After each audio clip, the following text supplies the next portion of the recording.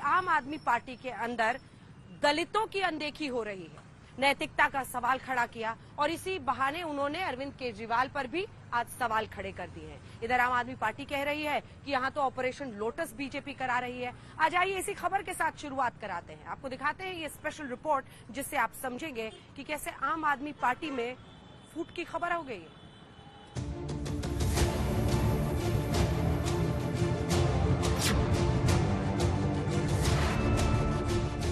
Jail से चलेगी सरकार, लेकिन इस्तीफा नहीं।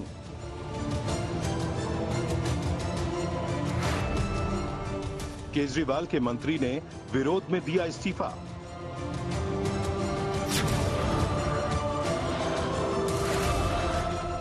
केजरीवाल की पार्टी में हो गया इस्तीफा कांड।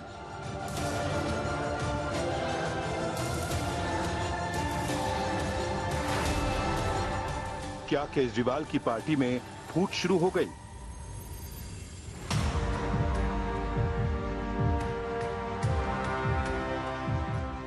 आज आम आदमी पार्टी ने सुबह प्रेस वार्ता कर दावा किया कि अरविंद केजरीवाल इस्तीफा नहीं देंगे। शाम होते होते केजरीवाल सरकार में 7 मंत्रालय संभाल रहे सीनियर मंत्री राजकुमार आनंद ने इस्तीफा दे दिया। इस्तीफे की कहानी खुद मंत्री की जुबानी सुनिए। मैं दिल्ली सरकार में मंत्री हूं, मेरे पास 7 पोर्टफोलियो हैं, लेकिन आज मैं बहुत व्यथित हूं, इसलिए आप लोगों को मैं अपना दुख साझा करने आया हूं। मैं राजनीति में जब आया था, जब अरविंद केजरीवाल जी ने कहा था कि राजनीति बदलेगी तो देश बदलेगा, लेकिन आज बड़े अफसोस के साथ कहना पड़ रहा है कि राजनीति तो नहीं बदली, लेकिन राजनेता बदल गए। राजकुमार आनंद आम आदमी पार्टी के एक बड़े दलित फेस रहे हैं। केजरीवाल सरकार में अहम मंत्रालय संभाल रहे थे, लेकिन दावा यही किया कि घोटाले की जांच की आंच में घिरी पार्टी से दूरी बनाने का वक्त आ गया था। आम आदमी पार्टी का जन्म ही भ्रष्टाचार के खिलाफ आंदोलन से हुआ था, लेकिन आज ये पार्टी खुद भ्रष्टाचार के दलदल में फंस चुकी है। मेरे लिए मंत्री पद पर रहकर इस सरकार में काम करना असहज हो गया है। मैं अब इस पार्टी, इस सरकार और अपने मंत्री पद से इस्तीफा दे रहा हूं, क्योंकि मैं इन भ्रष्ट आचरणों में अपना नाम नहीं जुड़वाना चाहता। मैं नहीं समझता कि हमारे पास शासन करने की कोई नैतिक ताकत बच गई है। केजरीवाल के दावों से इतर राजकुमार आनंद ने पार्टी के अंदर दलितों की अनदेखी का बड़ा आरोप लगाया। राजकुमार आनंद की माने तो आम आदमी पार्टी के अंदर सिर्फ तस्वीरों में बाबा साहेब हैं, लेकिन विचारों से पूरी तरह गायब हैं। हालांकि आम आदमी पार्टी ने राजकुमार के इस्तीफे को ईडी का डर करार दिया।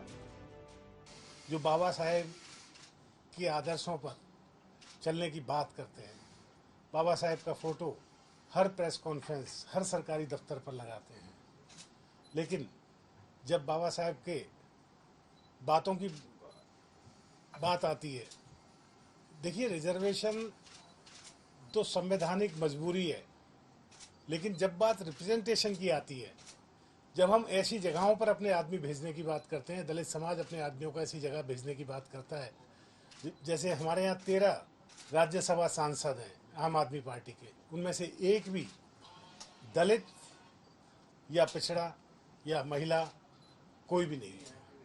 हम उनको धोखेबाज कहेंगे, हम उनको बेईमान कहेंगे, हम उनको ऐसा कुछ नहीं कहेंगे। मैं मानता हूं एक परिवार चलाने वाला आदमी, बच्चे हैं, परिवार है, इज्जत है, रिश्तेदार हैं, ऐसे में ईडी पकड़ के ले जाएगी, तिहाड़ में सालों सड़ाया जाएगा, ये सुन के वो डर गए।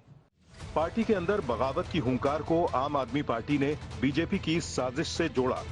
संजय सिंह ने दावा किया कि कल तक बीजेपी के लिए राजकुमार आनंद भ्रष्टाचारी नंबर 1 थे, लेकिन अब यही आनंद जब बीजेपी में शामिल हो गए तो करप्शन के सारे आरोप धुल जाएंगे। मैं कोई पार्टी नहीं ज्वाइन करना चाहता। मैं डॉक्टर बाबा साहेब अम्बेडकर के पे बैक टू सोसाइटी वाले रीजन की वजह से राजनीति में आया था। मेरा ना कोई पैसा कमाना यहाँ कोई रीजन है, ना नाम कमाना रीजन है। गिव बैक टू सोसाइटी हम लोग छोटे लेवल पे, बड़े लेवल पे करते रहे। पार्टी ज्वाइन नहीं करने जा रहे हैं फिलहाल, तो मैं अपने आप को हल्का महसूस कर रहा हूँ। और कहीं से ऑफर आपको मिला? नहीं, मुझे कहीं से कोई ऑफर मुझे क्यों देगा। यही है राजकुमार आनंद, जिनके यहां 23 घंटे तक ईडी का छापा पड़ा था। 23 घंटे तक ईडी का छापा पड़ा था। पूरी की पूरी भारतीय जनता पार्टी ऊपर से लेकर नीचे तक चिल्ला चिल्ला कर कह रही थी राजकुमार आनंद भ्रष्ट है, राजकुमार आनंद भ्रष्ट है। बस देखना आपको यह है बीजेपी का चाल चरित्र और चेहरा। ये लोग कह रहे थे कि ये भ्रष्ट है, भ्रष्ट है, कल उसको माला पहनाते हुए शामिल करते हैं कि नहीं, ये पूरी दुनिया देख लेगी। अपने घर में हुई फूट के लिए संजय सिंह और सौरभ भारद्वाज ने बीजेपी की साजिश और केंद्रीय एजेंसियों का दुरुपयोग बताया। लेकिन सवाल यही है कि सिर्फ राजकुमार आनंद झांकी हैं, यानी पार्टी के अंदर कई और नेता बगावत का रास्ता चुन सकते हैं। आज तक ब्यूरो।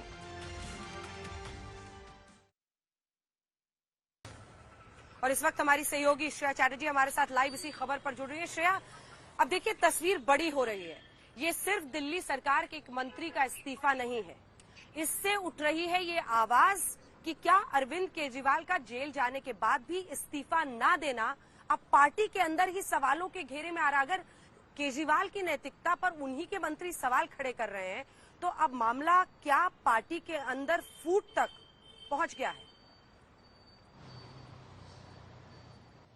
देखिए बिल्कुल अंजना, ये एक बहुत गंभीर विषय है, क्योंकि आम आदमी पार्टी से राजकुमार आनंद ने जब इस्तीफा दिया, उनका साफ कहना था कि जो नैतिकता है उस पे भी उनकी मतलब सेम ग्राउंड नहीं है, और यही एक रीजन है कि वो इस्तीफा देना चाहते हैं और वो लोगों के लिए काम करना चाहते हैं। लेकिन ये एक बहुत बड़ा सवाल इसलिए भी है क्योंकि भारतीय जनता पार्टी बार बार अरविंद केजरीवाल की इस्तीफा की डिमांड कर रहे हैं। दूसरा जो एक सवाल है वो ये है कि राजकुमार आनंद ना कि सिर्फ एक एमएलए थे, वो मिनिस्टर भी थे, उनके पास पोर्टफोलियो भी था। ऐसी स्थिति में जब अरविंद केजरीवाल अभी जेल में हैं, उनकी पोर्टफोलियो कैसे रिअसाइन किया जाएगा, ये पूरे विषय में एक तरीके से एक सवाल है कि क्या प्रोसीडियर अपनाया जाएगा, क्योंकि अरविंद केजरीवाल ने अभी तक इस्तीफा नहीं दिया है। दूसरी तरफ भारतीय जनता पार्टी ने भी आज आम आदमी पार्टी हेडक्वार्टर्स के बाहर प्रदर्शन किया और अरविंद केजरीवाल के इस्तीफा की डिमांड की।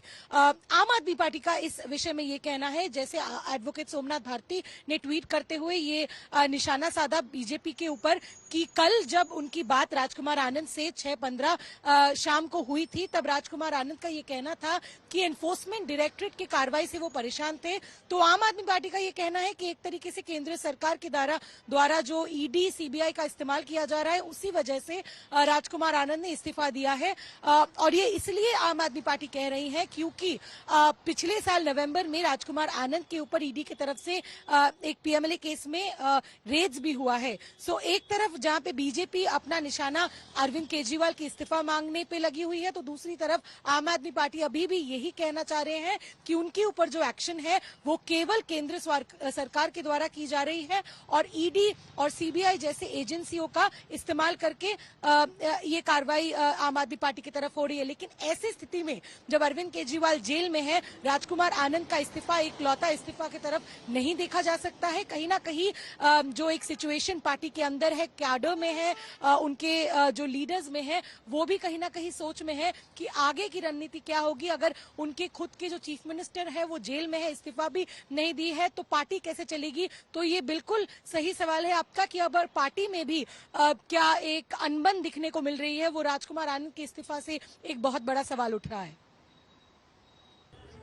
बहुत धन्यवाद आपका श्रेया इस तमाम जानकारी के लिए। अब आम आदमी पार्टी को इस मुसीबत से भी जूझना होगा कि नैतिकता के सवाल पार्टी के अंदर खड़े हो रहे हैं। धन्यवाद आपका श्रेया।